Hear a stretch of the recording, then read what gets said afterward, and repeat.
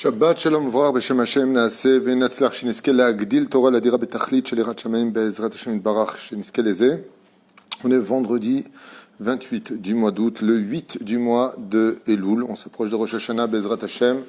Pour ceux qui veulent écouter un bon conseil de la Chassidoute et même conseillé par les Chachamim de faire le Pidyon Nefesh, vous pouvez le faire sur toratraim.net chez nous pour 45 € si vous êtes en route s'arrête 160 shekels. Si vous êtes en Eretz Israël, parce qu'il faut acheter cette mitzvah, Pidyon Nefesh, le rachat de l'âme, avant Rosh Hashanah, est très important pour aussi renouveler Be'ezrat Hashem, son mazal. Mais plus important que tout, faire teshuva. Aujourd'hui, nous allons étudier donc la paracha de Ki Tetzeh, une paracha très riche, remplie de 74 mitzvot, dont 27 mitzvot assez et 47 mitzvot lota assez. On développera un sujet précis, justement, le début de la paracha, et après il y aura un deuxième cours Bli-Neder sur une autre mitzvah choisie sur la paracha de la semaine. Shiur aujourd'hui dédié par Bar Sheshat Michael, Be'ezrat Hashem, pour l'Askara, donc Shabbat, de sa maman, Rivka Monique Bat Sarah Bar Sheshat, Zichrona Livracha, que le mérite de cette étude fasse monter son âme, Be'ezrat Hashem, jusqu'au trône divin. L'chaim tovim u shalom began Eden Elyon, v'chol hashorvot imah. Bichlal arachamim v'aselichot v'chen yelason v'nomar. Amen. Be'ezrat Hashem, on souhaitera une grande teshuva pour tous les Bnei Israël, Bichlal Dan, Eli Ben Brigitte, Shalbia, Elisheva, Be'ezrat Hashem, qu'Akadosh Baruch Hu lui ouvre les portes de la réussite. Be'ezrat Hashem, de la teshuva, de la parnassa et tout ce qu'il désire. Sarah Riachi, slicha autant pour moi, Patrick Malek, c'est déjà fait.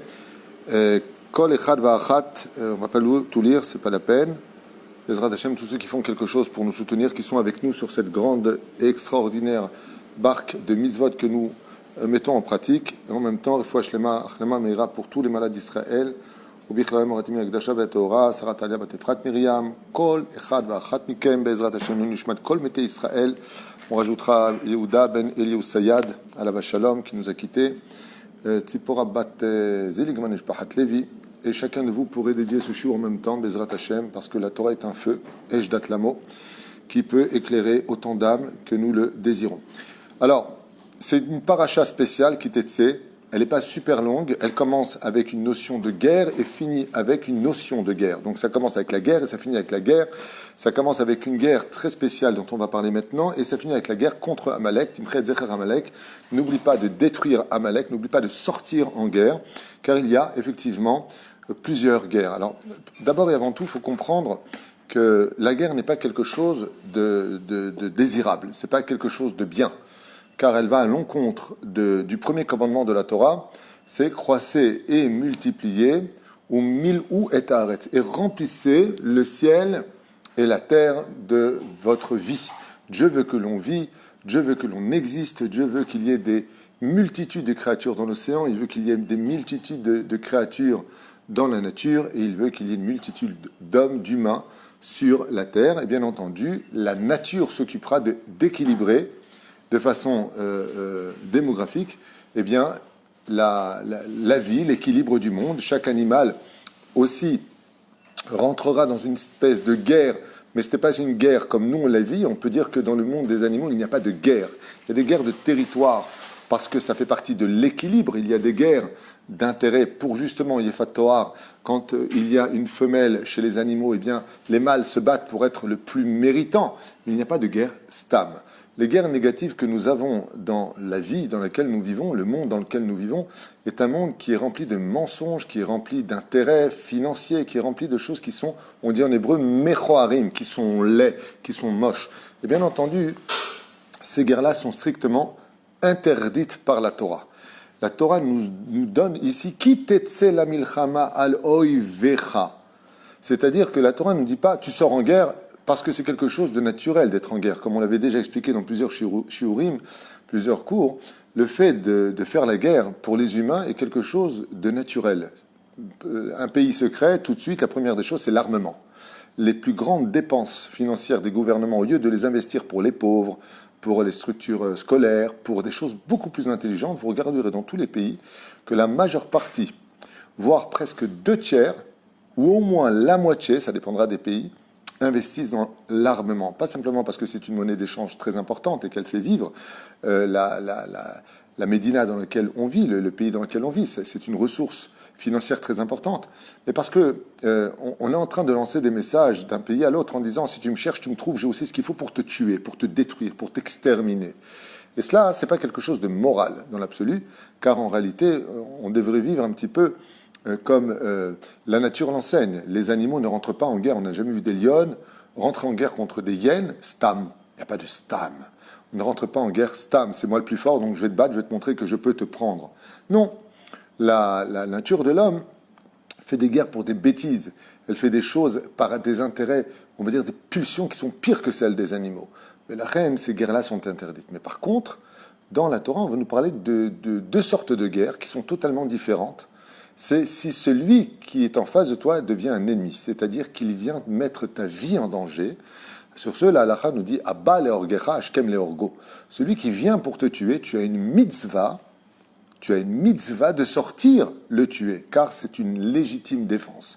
C'est-à-dire qu'à partir du moment où, comme on le voit avec le roi David, avec les Philistins, Goliath nous cherche pendant 40 jours, il ne cesse de nous insulter, on ne lui a pas demandé de venir, on n'a pas demandé la guerre contre les Philistins, on n'est jamais parti voler quoi que ce soit chez les Philistins à l'époque du roi David, comme dans toutes les époques d'ailleurs, mais il n'y a pas de Philistins aujourd'hui, donc il y a une invention Palestinaïm, mais ça n'a rien à voir avec les Philistins, je vous l'affirme, il suffit simplement d'étudier l'histoire pour arrêter cette arnaque historique.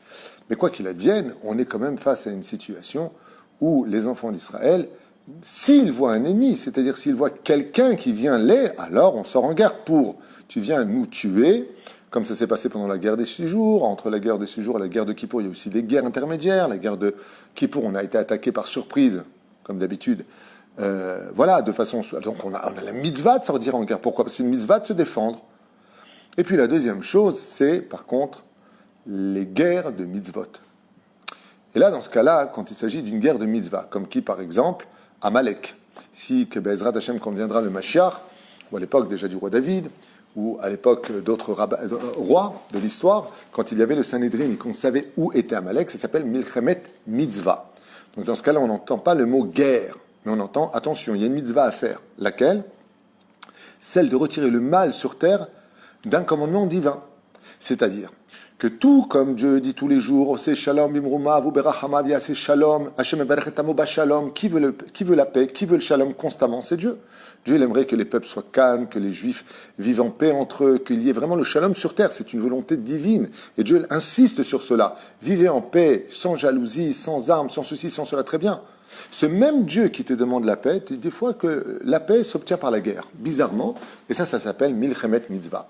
C'est-à-dire que comme on l'a vu avec le roi Shaoul, quand le roi Shaoul refuse de terminer la guerre en tuant Agag, roi des Amalicites, le roi d'Amalek s'appelait à l'époque Agag, et refuse d'exterminer les troupeaux, parce que ça faisait partie d'une guerre mitzvah, eh bien qu'est-ce qui en est né? Eh bien malheureusement de là est né plus tard Aman, qui a créé un décret terrible sur les Juifs, et plus tard est né Hitler, avec plus de 6 millions de Juifs, puisque, comme lui-même l'avait précisé, Hitler, ou les historiens, qui avaient d'ailleurs son banquier qui s'appelait Haman, et puis plein d'allusions qui sont faites dans les récits, justement, je vous conseille de lire le livre du Code d'Esther, qui en parle parfaitement, eh bien, on constatera que des fois, si on ne sort pas en guerre, parce que c'est une mitzvah, eh bien, c'est arrêter la mitzvah, c'est ce manque de mitzvah qui viendra te tuer un jour chez toi.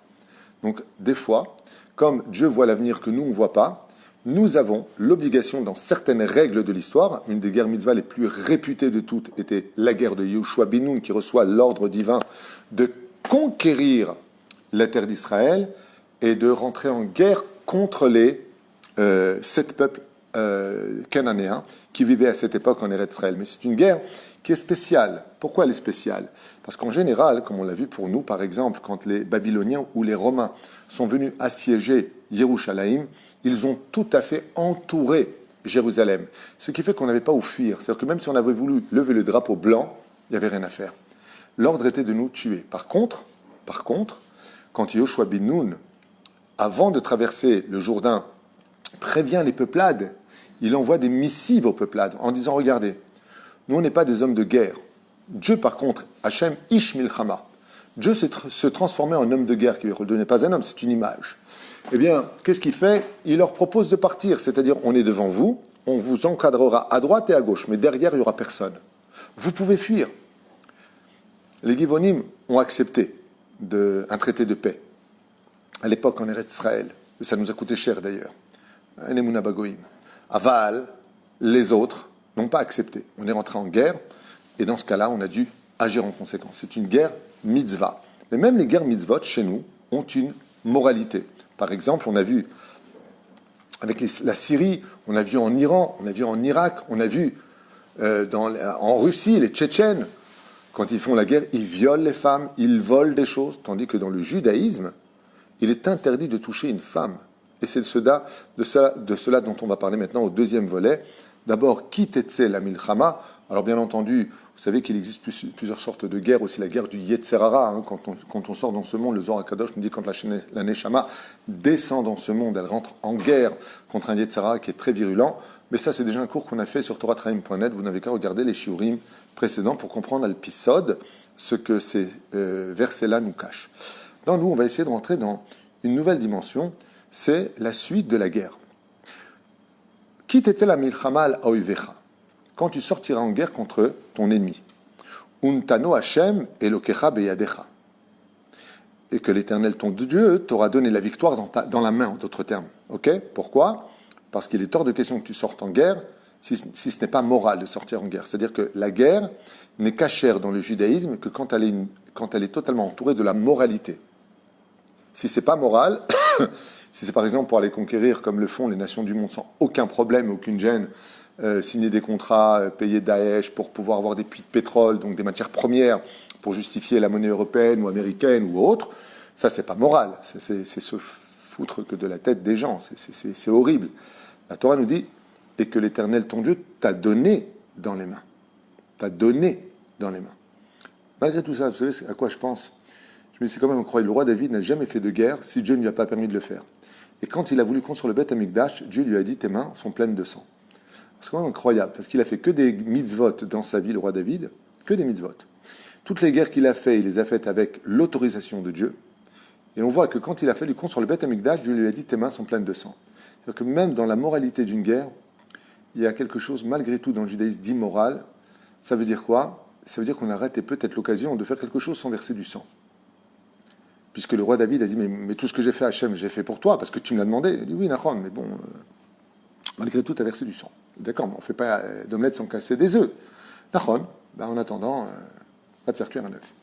El malasot, zamatzav. Lama, parce que malgré tout, on voit que le Beth Amikdash comprenait justement l'harmonie du shalom. Vous voyez, par exemple, le Beth Amikdash, quand une personne fautait, on ne le mettait pas à mort. On trouvait une solution intermédiaire, on trouvait un générique pour pouvoir remplacer ce qui aurait pu être, chas v'shalom, terrible pour la personne. Le Beth Amikdash est le symbole du shalom et de la réussite absolue, de l'harmonie des deux mondes. On dit que malgré tout, la guerre, on voit qu'elle cache quand même, quelque part, je dis bien quelque part, quelque chose de très difficile. On en vient à tuer des hommes, des femmes, des fois même des enfants, Hachem Ishmor. C'est très très difficile, mais s'il le faut, alors il le faut. Quittez la milchama, n'hésite pas à sortir en guerre s'il n'y a plus d'autre solution, car des fois, comme je l'ai dit aussi, le shalom s'obtient malheureusement des fois avec la guerre. Et d'un coup, dans cette paracha extraordinaire, remplie de dizaines et de dizaines de mitzvot, qui prendraient des heures et des heures d'études, Veraïta bashivia eshet yefat Torah. Et tu auras vu, sur la nation que tu vas attaquer, le pays dans lequel tu vas rentrer, avec qui tu vas rentrer en guerre, Shiva, donc parmi les personnes faites prisonnières, Eshet Yefat Toar, une femme qui est très belle d'apparence. Et Hashak Taba, et tu vas la désirer. La Karta Lecha Le Isha, et tu la prendras pour toi en tant que femme. Regardez comme c'est beau la Torah. Le mec, il part en guerre. L'ennemi voulait le tuer. Il voit une superbe femme. Allez, vas-y, prends-la, fais ce que tu veux avec. Mais là, comme servante, patati patata, pas du tout, chas v'shalom. La Torah nous dit, regarde bien ce que je vais te dire. Cette femme qui appartient à ton ennemi, si on ne sait jamais, en l'observant, en la regardant, okay, bien entendu, ici, il s'agit de guerre de Réchout, c'est-à-dire pas guerre mitzvah. Guerre mitzvah, tu n'as pas le droit de prendre cette femme-là. On parle uniquement des guerres. Réchout, comme le roi David qui sortait en guerre contre les nations du monde, il a épousé d'ailleurs, lui, le roi David a fait partie de ces gens qui a trouvé une femme très belle à ses yeux.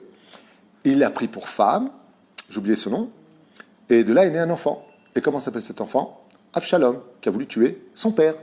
De là, on apprendra que tout celui qui épouse une femme uniquement pour sa beauté mettra au monde des enfants révoltés. D'où Avshalom. C'est pour ça que la suite de la Torah nous parle justement du Ben Sorer ou Moré, de cet enfant rebelle qui n'a pas de respect, qui n'a pas d'empathie pour ses parents, boit du vin, mange de la viande, en d'autres termes, qui marque à l'avance, qui ne fera jamais teshuva.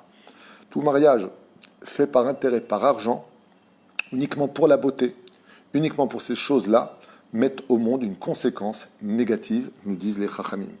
On doit se marier pour la mitzvah chez Nehemar, chez Akol bara l'irvodo, comme on lui dit dans la deuxième bénédiction des 7 bénédictions du Khatan et de la Kala. Chez Akol bara l'irvodo, on se bat dans ce monde pour la mitzvah de se marier. Ça n'empêche pas d'aimer sa femme, de gâter sa femme, d'épanouir sa femme.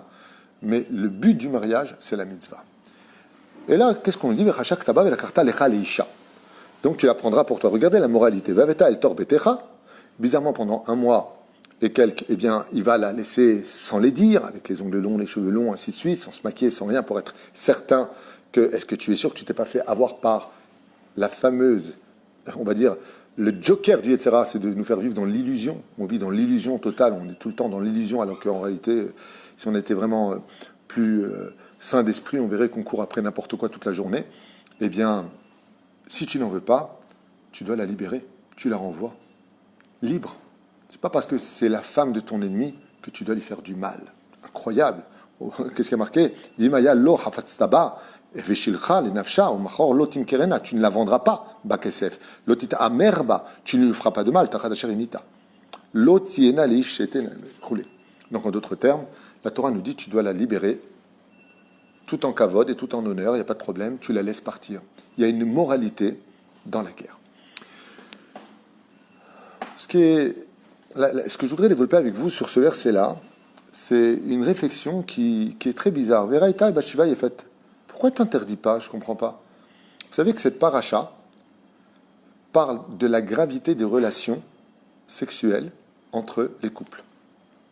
Et elle rentre dans beaucoup de détails. Si un homme viole une femme, s'il la trouve dans le champ, s'il a pris une femme qui était déjà promise, une femme mariée à Shem Ishmor Virachem, tu ne t'habilleras pas un homme comme une femme ne s'habillera pas comme un homme. La gravité dans le judaïsme ne parle pas simplement de l'homosexualité ou des transgenres, ras vechalila. Elle va plus loin que ça. Elle dit qu'un homme qui porte un vêtement de femme ou une femme qui porte un vêtement d'homme, c'est déjà un sourd de la Torah. C'est déjà un interdit formel de la Torah. Laisse tomber, mais quand le mec se transforme en femme, ou qu'une femme se transforme en homme, on est loin de là. Donc c'est pour ça, avant de commencer à développer ce que je voudrais dire avec vous, c'est de lire cette paracha même en français, pour vous rendre compte, parce que les mots sont très forts dans cette paracha. Dieu vraiment met en garde contre les débauches sexuelles et nous donne en plus de ça les conséquences terribles. Quand je vous dis que c'est terrible, c'est terrible. Je vous donne juste un petit exemple. Dans cette paracha de Kitetse, donc je vais vous le dire parce que vous pourriez le lire, c'est bien entendu, c'est pas à mettre en application, c'est juste pour nous réveiller à la dimension qu'est la gravité. Mais si par exemple une femme s'est donnée à un homme comme ça, elle est partie, comme on dit, coucher, c'est tellement facile à dire aujourd'hui et à faire, ouais, et après elle se marie, et puis elle dit qu'elle était vierge. Oui, résultat des courses, dans la Torah, comme elle a sali son père et toute la famille, et elle a déshonoré et qu'elle s'est prostituée, parce que dans la Torah c'est considéré comme une espèce de prostitution, d'ailleurs on parle de la prostituée dedans, un homme n'a pas le droit de se prostituer, une femme n'a pas le droit de se vendre, Kedesha, ça veut dire se vend pour de l'argent, pour payer ses études, c'est un interdit formel de la Torah, et ça apporte des clipotes terribles en Eretz Israël, surtout sur la terre d'Israël, et Dieu dit ne rendez pas ma terre impure, ma terre impure par vos actions. Eh bien, qu'est-ce qui est marqué dans la Torah? Faudrait, Chazvé Shalom, la mettre à mort. Aujourd'hui, imagine, tu dis une chose pareille dans la rue, tu te fais arrêter. Bien entendu. Mais la Torah, elle, on n'a pas de souvenir qu'une fille qui avait couché avec un mec et qui s'est mariée, on l'a lapidée, ou on l'a brûlée, ou on l'a haz de shalom. On n'a pas souvenir de ça nulle part dans l'histoire. Alors pourquoi la Torah le dit? Pour nous réveiller à, comme un père qui dit à son fils, tu continues, je te tue. Il va le tuer. Il est en train de lui dire, tu m'as mis dans une situation telle de gravité que tu mériterais de mourir. Voilà ce que ça veut dire. Donc, pourquoi la Torah nous jette ça au visage? Pour dire, oh, vous savez ce que c'est quand un juif, le Alenu Velo Alechem, couche avec une Goya, vous savez ce qui se passe au niveau des mondes supérieurs? Vous savez ce qui s'effondre au niveau de son âme? Toutes les guerres sur Terre ne pourraient pas exprimer les guerres qui se réalisent quand un juif il touche à une non-juive. Quand un juif il touche sa femme Nida. Quand un Cohen se vit avec une femme qui est divorcée. Les gens ne voient rien. Anistarot Lachem Elokeinu. C'est pour ça qu'il y a tellement de guerres dans les mondes supérieurs que dans toutes nos prières Birkat Hamazon, l'Amida, on dit aussi Shalom dans le ciel, Bimromav, Ruberachamav Yaseh Shalom Aleinu. Les guerres, on en fait beaucoup plus que ce que ne voient nos yeux quand on n'écoute pas les conseils de la Torah. Quand tu sortiras en guerre contre ton ennemi, et ensuite, de quoi est-ce qu'on parle? De toute la débauche sexuelle. De là, les Zohar et les Chachamim nous disent que le Ikar du Yetzer Hara, c'est dans le domaine de la débauche. Alors, très brièvement, j'aimerais quand même comprendre quelque chose. Pourquoi la Torah nous permettrait, dans ce cas précis, la Goya? Arrêt une Goya, c'est strictement interdit pour un juif. On peut être une très bonne Goya dans la vie, on peut être un très bon Goy, mais la Torah nous interdit l'assimilation. Pourquoi dans ce cas précis, et donc tu la prendras pour toi, femme? Ben, interdis-le. Si c'est interdit, c'est interdit. Il n'y a pas marqué quand ta femme elle est nida, si elle est au deuxième jour et que tu as un problème, t'en peux plus, tu vas, qu'est-ce que tu fais? On parle ici de quelque chose de très spécial. Quand une personne part en guerre et que Dieu lui donne dans ses mains la victoire, il a envie de fêter ça. Depuis toujours, les fêtes se font avec quoi? De l'amour, du vin. On célèbre un événement. Il y a quelque chose de spécial. Quand le Khatan, quand il se marie avec la Torah. Il serre le lendemain matin le Sefer Torah dans ses mains. Dans ses bras, il y a une dimension d'amour qui s'installe. Ici, la Torah vient nous dire quelque chose qui est très intéressant. C'est qu'au lieu d'interdire quelque chose qui aurait été peut-être beaucoup trop dur, parce qu'il est parti en guerre, ça fait longtemps qu'il n'a pas eu de relation avec sa femme, donc il est peut-être maintenant que la guerre est finie, tout retombe, et il risquerait de fauter chas veshalom. Qu'est-ce qu'on fait en général de façon stratégique? Regardez comme la Torah est belle. Les sages nous disent, écoutez bien comme c'est beau, car quand il n'y a plus d'interdit, le Yetzer Hara s'affaiblit. Quand est-ce que Behemet, le Yetzer Hara, il est au tokpo, c'est-à-dire il est au maximum de son potentiel? Regardez avec vos enfants. Tu lui interdis de prendre ce jouet, tu lui en mets 10 à côté. Le seul qui voudra les prendre, c'est celui qui est interdit. La Gemara nous pose la question, elle dit dans, tu sais, à l'entendre de Maseret Kiddushin, pourquoi est-ce que l'homme qui allait avec une femme, quand rentrait le mari, il ne se sauvait pas? Il se cachait derrière le rideau, il se cachait derrière un meuble. Il dit parce que tout l'interdit, c'est ça le kiff de la faute. Donc si je retire le kiff de la faute, j'ai totalement amoindri mon Yetzer Hara. Je vous donne un exemple. La Gemara, on pose la question de et qu'est-ce que doit faire un homme qui veut fauter sur le domaine de la débauche? C'est-à-dire qu'il veut vraiment faire une faute grave. Il décide d'aller avec une non-juive. Qu'est-ce qu'il doit faire? La Gemara nous dit, écoutez bien, il s'habille en noir, tout en noir, quitte la ville et va fauter là-bas. Incroyable. Rachi intervient et dit oui. Pourquoi? Il dit parce que comme il est connu dans la ville, peut-être qu'il est religieux, peut-être qu'il est très connu, peut-être qu'il a fait une fois de la moralité, pour ne pas qu'il y ait, en plus de la faute, un chilou lachem qui ne se réparera qu'avec sa mort. Rachi intervient et nous dit, eh bien, étant donné que dans l'autre ville, il n'est pas connu, personne ne fera attention à lui, après, il ne lui restera plus qu'à faire une énorme et terrible, malheureusement, teshuva sur sa descente aux enfers. On peut appeler ça comme ça. Les Baalei Tosafot donnent une autre explication que celle de Rachi, qui correspond à ce qu'on est en train de dire nous. Bien sûr, les deux ont raison. Mais regardez, les Baalei Tosafot, ils disent, maintenant que tu lui as dit que s'il comptait faire la faute, il s'habille en noir et il va dans une autre ville, quelque part, tu lui dis quoi faire pour faire sa faute. À partir du moment où tu lui as donné, allez, une petite ouverture en lui disant que bon, alors si vraiment tu peux plus te retenir parce que tu es amoureux de la musulmane, de la chrétienne, de la bouddhiste, de la non-juive, peu importe, et c'est vraiment ça, tu peux plus, ben au moins, tu sais quoi, va-t'en loin. Va-t'en loin que tu ne salisses pas la famille, que tu ne salisses pas ton judaïsme. Va dans un endroit où on ne te connaît pas. Et là, les Baalei Tosafot, ils disent, oui, maintenant qu'on lui a dit ça, il va s'habiller en noir. Il va commencer à prendre son cheval, son train, sa voiture aujourd'hui dans les temps modernes, pour aller jusque dans une autre ville. Tout ça pour aller vivre sa Avera, parce qu'on lui a fait une petite ouverture en lui disant, bon alors si vraiment tu veux tomber, En Malasot, c'est décidé dans ta tête malheureusement, tant pis pour toi. En Malasot, c'est ton choix, il y a le libre arbitre, c'est ce que tu veux. Alors va le faire loin. Ah, donc je peux le faire là-bas? Non, c'est pas ce qu'on est en train de dire. On n'est pas en train de dire que tu peux le faire. Mais si tu as décidé de le faire, tu en prendras les responsabilités, alors va au moins là-bas. Et subitement, parce qu'on lui a donné 2, 3%, 10% d'ouverture pour ce qu'il avait envie de vivre dans la débauche, les Baalei Tosafot disent, d'un coup, son Yetzer Hara va s'affaiblir de 10%. Il aura plus de force à le surmonter. Mais la reine, ici, qu'est-ce qu'on nous dit? Veraïta bashiva yeshet yefat toar vechashak taba velakarta lecha leisha. Tu la veux vraiment, alors tu la prendras pour femme. Donc, non seulement elle t'est permise, mais elle deviendra même ton épouse. Il dit, oh, ça va, on se calme, je l'ai trouvée belle, quoi, elle est attirante. Vas-y, prends-la, tu peux la prendre pour femme. Seulement, attention, il y a un processus. Et là, il y a quelque chose de très beau qui s'installe dans le texte. Regardez ce qui est marqué. Aveta el tor betecha bigilcha et rocha. Excusez-moi, j'ai dit tout à l'heure, on fait grandir ses cheveux, c'est le contraire. J'ai eu un doute. Et donc, on lui rasera les cheveux, parce que les cheveux, justement, représentent la beauté de la femme. Vasta et tzipornea. Ses ongles grandis, Vesirat simlat chivia, elle retira sa robe de prisonnière, comme on dit, d'otage. Et pourquoi, vous savez, d'otage? Parce que les Chachamim nous disent que quand les nations du monde rentraient en guerre contre d'autres pays, entre autres contre Israël, eh bien, qu'est-ce que faisaient les femmes? Elles s'habillaient avec les plus belles robes, les plus attirantes, et elles se maquillaient comme des princesses, de telle façon à ce que leur beauté paralyse l'ennemi, et au lieu de la tuer, ils disaient « Oh là là, toi je ne peux pas tuer, tu es trop belle ». Pour survivre et garder leurs enfants, elles se vendaient par leur beauté aux ennemis. Et donc, elle devra retirer cette très belle robe qu'elle portait. Mais allez aveashva bevetecha ou varta. Et donc, tu la mettras dans ta demeure, tu la gardes chez toi, et tu l'entendras pleurer. Pourquoi? Parce que non seulement tu vas lui interdire d'être belle, mais tu l'isoleras dans un coin où elle n'aura qu'à penser à la réalité de sa vraie personnalité.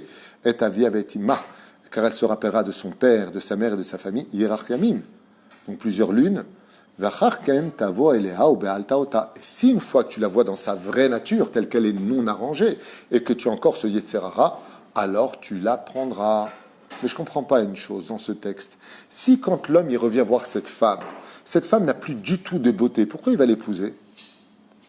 Parce qu'il va voir en elle quelque chose de différent. Il y a ce qu'on appelle la cruche, et il y a le vin qui est dans la cruche. La majeure partie des hommes dans ce monde, quand ils rencontrent une femme, n'observent que la cruche. Et ce n'est que beaucoup plus tard qu'ils vont observer la qualité du vin, c'est-à-dire les midotes de son épouse, et aussi, vice-versa, bien entendu, la femme qui rencontre l'homme. Dans le monde orthodoxe, quand on fait un shidour, ce n'est pas du tout comme ça qu'on fait les choses. Vous savez, une fois, il y a un chiloni qui m'a dit, personne qui n'est pas du tout religieuse, alors que je venais faire une choupa, elle me dit, mais je ne comprends pas, vous les religieux, j'aime bien le mot côté, vous les religieux, toi t'es quoi? Tu vis en Israël, t'es aussi religieux que tu le veuilles ou pas. Maintenant que tu vis en Israël, c'est une mitzvah. Mais il m'a dit, je ne comprends pas, vous faites 3, 4, 5, 6, 10 rencontres, puis vous vous mariez. Je lui dis, et alors? Il me dit, je sais pas, il faut connaître la personne avec qui on va vivre. Je lui dis, vous, comment vous avez fait avant de vous marier? Il dit, moi j'ai vécu 2 ans avec, concubinage quoi. Je lui dis, alors, et vous allez bien? Il me dit, ah non, on a divorcé il y a 2 ans. Je lui dis, ah, très bien. Je lui dis, tu sais, nous, comment on fait les choses? Je t'expliquais. Vous êtes un homme d'affaires? Je lui ai dit, il m'a dit, oui, pourquoi? Je lui ai dit, vous travaillez dans quoi? Il m'a dit, je travaille dans les téléphones portables. Je lui ai dit, très bien. Et vous avez travaillé avec quelle société? Il m'a dit, avec Nokia, avec un tel, avec un tel, avec un tel. Je lui ai dit, est-ce que vous avez déjà été voir l'usine de Nokia en Chine, au Japon, je ne sais pas où c'est? Il me dit, non, pourquoi? Je lui ai dit, non, c'est très intéressant. Quand vous avez fait l'affaire avec eux, qu'est-ce que vous avez regardé? Il m'a dit, j'ai regardé leur bilan, leur chiffre d'affaires, la qualité de leur portable, les garanties, qu'est-ce qu'ils proposent dans le cas où il y a telle et telle chose. On a fait un contrat, quoi. Je ne comprends pas où est la question. Je lui ai dit, mais je ne comprends pas, vous n'êtes pas allé voir les bureaux sur place, vous n'êtes pas allé voir l'usine de fabrication, vous n'êtes pas allé voir les ouvriers qui les fabriquent. Il m'a dit, mais pas du tout, j'en ai à faire. À l'occasion, j'irai peut-être voir ça. Je lui ai dit, tu vois, nous, quand on rencontre une femme dans le monde de la Torah, On ne vient pas voir le corps extérieur, on voit d'abord le contrat de vie. Je suis religieux, est-ce que tu es religieux? Je veux que tu aies la tête couverte, tu veux que j'étudie. On fait un contrat tout comme toi pour créer une affaire qui marche à long terme. Tu vas faire un contrat, voir d'abord si c'est ma team, est-ce que toi et moi on peut vivre ensemble? Est-ce qu'au niveau des caractères, est-ce qu'au niveau de la réputation, est-ce qu'au niveau du judaïsme, est-ce qu'au niveau des engagements, est-ce qu'au niveau de... Et à l'occasion, après, on regarde la qualité du corps. Et c'est ce que nous dit ici la Torah. Elle nous parle du shidur orthodoxe, ce que nous faisons quand on va à un shidur. Parce que sur les sondages faits dans le monde entier, il y a beaucoup plus de divorces, et ça je peux vous confirmer à l'échelle personnelle, dans les non-religieux que dans le monde religieux. Je n'ai pas dit qu'il n'y avait pas de divorce dans le monde non religieux, je n'ai pas dit ça. Mais on est peut-être à 7% face à 48%. C'est énorme la différence. Alors vous allez me dire tout de suite, ouais, enfin, dans le monde orthodoxe, les femmes se la ferment, elles n'ont pas le droit de s'exprimer. Il y a des cas isolés, je ne dis pas le contraire, mais ce n'est pas vrai. Moi, je vois avec l'Avrichim de Jérusalem, surtout avec l'Avrichim qu'on a ici, je les connais, pas depuis hier, avant-hier, je connais ceux de Nitivot. Je parle beaucoup avec l'Avrichim, mais je parle aussi avec leurs épouses quand elles viennent. On a aussi de temps à autre, très rarement des réunions. Ce n'est pas du tout des femmes soumises, je vous l'affirme, et ce n'est pas du tout des femmes qui se taisent. Il y a des cas isolés peut-être dans certains mouvements, je ne dis pas le contraire, peut-être qu'il y en a, je dis bien peut-être qu'il y en a. Moi, en attendant, quand tu les vois, tu ne vois pas des femmes tristes comme on le voit, dans la colère, et les cris et les hurlements, comme on les entend dans ceux qui ne sont pas dans la Torah. Alors peut-être que c'est chacun sa vie, certes, mais ce qui est sûr et certain, c'est que les mariages religieux orthodoxes marchent beaucoup mieux que les mariages qui ne sont pas dans le texte de la Torah, c'est-à-dire ceux qui d'abord s'attachent à la beauté. Et Dieu nous dit dans cette paracha, attends, tu sais quoi? Comme on le dit souvent dans le proverbe, c'est l'amour en ta veille, le mariage on l'a vu. Ben justement, une fois que tu as passé la beauté, qu'est-ce qui te reste? Qu'est-ce qui se passe dans la vie d'un couple? C'est le caractère, les discussions, la compassion l'un pour l'autre, la complémentarité, l'association, la complicité. C'est ça un couple. C'est pas toute la journée la chambre. Et la reine, c'est vrai qu'il est bon de se plaire l'un à l'autre. Mais dans la Torah, on te dit d'abord, regarde qui est sa famille. Regarde quelles sont ses vertus. Regarde qu'elle ait des yeux de chesed. Une fois que tu as vu tout ça, regarde qui elle est maintenant physiquement. Ne fais pas le contraire. Ne fais pas passer la beauté avant les vertus de la personne. Ouais, mais je l'aime, elle m'attire, je ne peux pas, c'est une bombe. Alors n'oublie pas que les bombes, ça explose. Et des fois, ça explose au visage. Résultat des courses, qu'est-ce qui te reste après avoir eu ton sucre? Ouais, eh bien, il te reste à subir des fois des situations avec une fille avec un caractère terrible ou alors un garçon avec un caractère orgueilleux, imposant, dans les deux sens. Parce que, ouais, mais il était trop beau. Il était trop beau. Achaltem ota, mashinikra. La Torah ici vient nous apprendre que après la guerre dans ce monde, pour avoir une tranquillité sur notre pays, notre territoire et notre vie personnelle, il existe une deuxième sorte de guerre qui est encore pire que celle de la guerre des ennemis, c'est celle de la famille, le Shlom Bayit. Et pour arriver ici à un Shlom Bayit, eh bien la Torah nous parlera du Seder du Shidur, tel qu'on pouvait le comprendre, l'Echaim Tovim ou le Shalom. Voilà, on va s'arrêter là pour ce premier shiur sur cette merveilleuse paracha de la semaine, de ne pas nous laisser d'abord emporter par la gloire, car c'est Dieu qui nous donne la victoire au sein de l'armée quand on fait des guerres. Donc n'oublie pas, Untano Hashem Elokecha beyadecha, car c'est l'Éternel ton Dieu qui te donne la victoire dans tes mains à toi. Ce n'est pas toi, ce n'est pas ton fusil qui t'a fait gagner la guerre, mais c'est l'Éternel qui a aidé ton fusil à gagner la guerre. Le Shavita Shivio, et tu rapporteras avec toi l'Ezrat Hashem, et Fatwar Fatmar et une femme de belle apparence. Alors fais attention, car quelque part, à travers cette belle vitrine, se cache souvent un démon que tu n'as pas vu. Et ce langage que nous avons ici est un langage universel, pas simplement pour les juifs, aussi pour les non-juifs, de ne pas se laisser arnaquer par l'illusion de nos yeux, car la vie réussie dans la vie d'un couple, c'est d'être heureux et épanoui, et cela ne se suffit pas simplement qu'à la beauté extérieure. Et si on a du mal à aimer parce que la femme n'est pas assez belle comme nous on l'aurait voulu, alors investissez-vous encore plus dans le don de l'autre et vous finirez par aimer Be'ezrat Hashem. Baruch Adonai Leolam, Amen, Amen. Après, Akitena Ish Shtenashim, une qui l'aimait plus que l'autre, une qui l'aimait moins que l'autre. Je vous laisse découvrir ça. On se voit tout de suite pour le deuxième shiur. Je rappelle que ce shiur merveilleux était pour l'élévation de l'âme Shabbat. Donc, Bar Sheshat Mikael, Todarabah d'avoir acheté ce shiur pour l'élévation de ta maman, Rivka Monique Bat Sarah Bar Sheshat Zichrona Livracha.